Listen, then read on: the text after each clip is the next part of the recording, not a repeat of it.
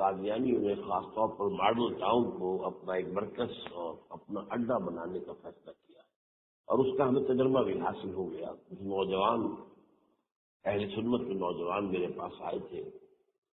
اور انہوں نے میری توجہ اس پر آئی کہ یہاں پر یہ اپنی جمعے کی نماز کے لیے اوپن گراؤنڈ استعمال کر رہے ہیں،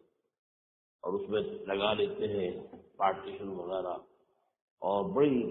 یہ سمجھیے کہ بڑی مہم کے ساتھ دونوں طرف کی سڑکیں بند کر کے، اور جو بھی لوگ مسافر ہیں انہیں بھی دعوت دیتے کہ آئیں یہاں جمعہ پڑھیں، اور بعض لوگ مغالطے میں وہاں جمعہ پڑھ رہے تھے۔ اس کے حوالے سے انہوں نے کوشش کی کہ کچھ نہ کسی سلسلے میں، کیونکہ انہوں نے مجھے لا کر قانون دکھایا۔ پاکستان میں جو قانون نافذ ہے وہ یہ ہے، چاہے یہ کہ وہ نافذ نہیں ہے ابھی پہ، لیکن ہے قانون کی کتاب میں تو موجود ہے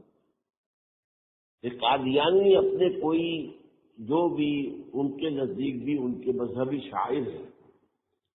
ان کو مسلمانوں کی شکل میں برملا علی الاعلان ادا نہیں کر سکتے، کیونکہ وہ تو دھوکہ دونی بات ہو گئی کہ لوگ سمجھیں گے یہ مسلمان ہی ہیں۔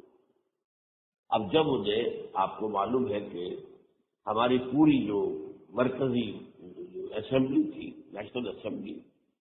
اس کے فیصلے کے تحت قرار دیا گیا بالاتفاق کہ قادیانی غیر مسلم ہے، دائرہ اسلام سے خارج ہے۔ یہ تو فیصلہ وہ پارلیمنٹ کا ایک بڑے پیمانے، بعد میں پھر ضیاء الحق صاحب کے زمانے میں یہ تو ہوا تھا، آپ کو معلوم ہے بھٹو کے زمانے میں، تو ضیاء الحق صاحب کے زمانے میں اسی کی گویا کہ فردر اسٹیپ کے طور پر یہ بات طے کی گئی، قانون بنا دیا گیا کہ وہ اپنی مسجد کو مسجد نہیں کہہ سکتے اور مسجد کی صورت پر نہیں بنا سکتے کہ گزرنے والے کو یہ خیال ہو کہ یہ مسجد ہے۔